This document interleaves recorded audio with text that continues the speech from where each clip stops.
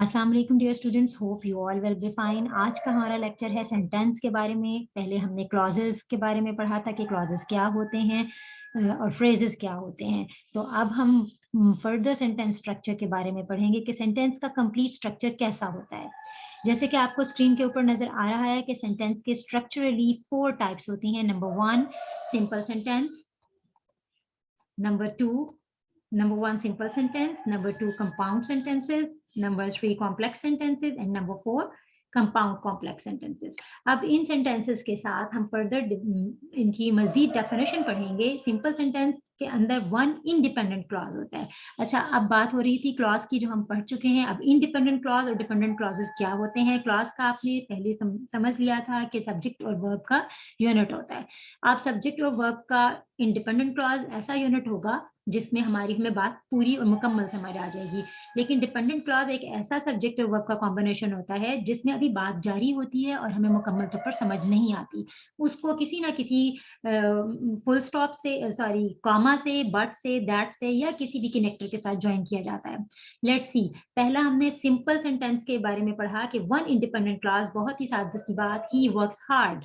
He works hard, ये हमारे पास इसके एग्जाम्पल है। One independent clause, he works hard. Independent clause है हमारे पास, वर्ब हमारे पास वर्क्स है, वो काम करता है बहुत मेहनत से, ही इज अ सब्जेक्ट। और दूसरा हमारे पास है इंडिपेंडेंट। टू इंडिपेंडेंट अलग अलग क्लॉजेस होते हैं कंपाउंड सेंटेंस के अंदर। लेट्स सी कि कंपाउंड सेंटेंस कैसा होता है, जिसमें दो अलग अलग मुकम्मल जुमले मौजूद हों। ही वर्क्स हार्ड, ये एक जुमला है हमारे पास, he works hard.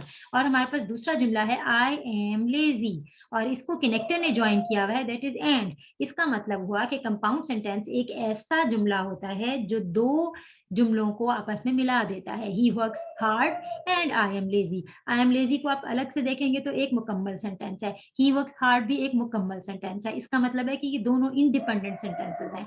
To different independent clauses compound sentence होते हैं। जबकि तीसरा हमारे पास है कॉम्प्लेक्स सेंटेंस। कॉम्प्लेक्स सेंटेंस में one independent clause, at least one dependent clause होना जरूरी है, यानी एक से ज्यादा डिपेंडेंट क्लॉजेस हो सकते हैं और इंडिपेंडेंट क्लॉज सिर्फ एक होता है। और एक से ज्यादा एक भी डिपेंडेंट क्लॉज हो सकता है, दो डिपेंडेंट क्लॉजेस भी हो सकते हैं, थ्री। इट डिपेंड्स कि हमारा सेंटेंस कैसा है और किस सिचुएशन में है। वन इंडिपेंडेंट क्लॉज और एटलीस्ट वन डिपेंडेंट क्लॉज होना चाहिए। अब हम सेंटेंस देखते हैं। I know that, I know, अभी जुमला खत्म नहीं हुआ, इसका मतलब ये हुआ कि ये एक डिपेंडेंट क्लॉज है। I know that he works hard, I know that he works hard.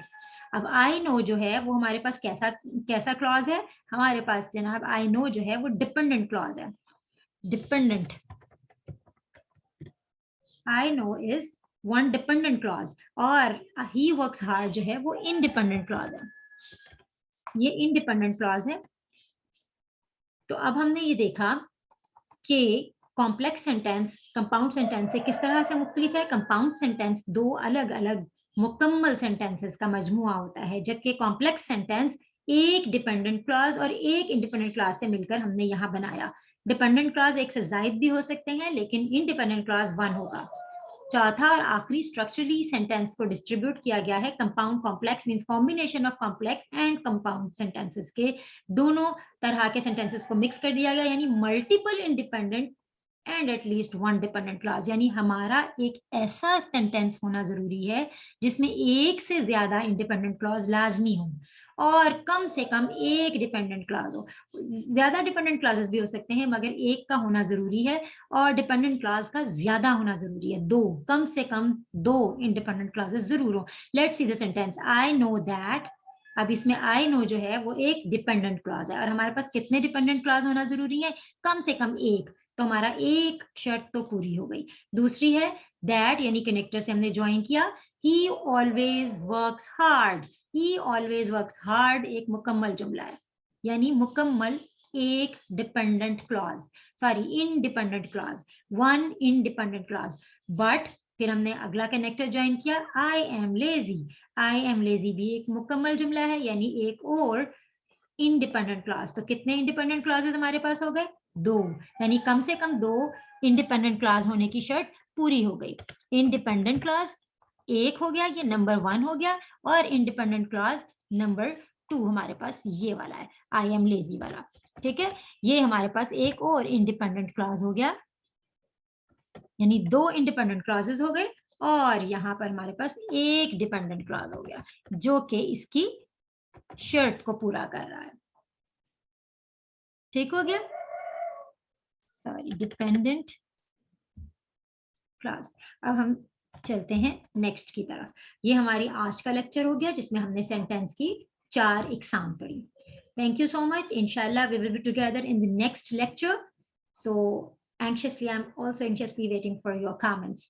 Have a nice time. Take care and Allah Hafiz.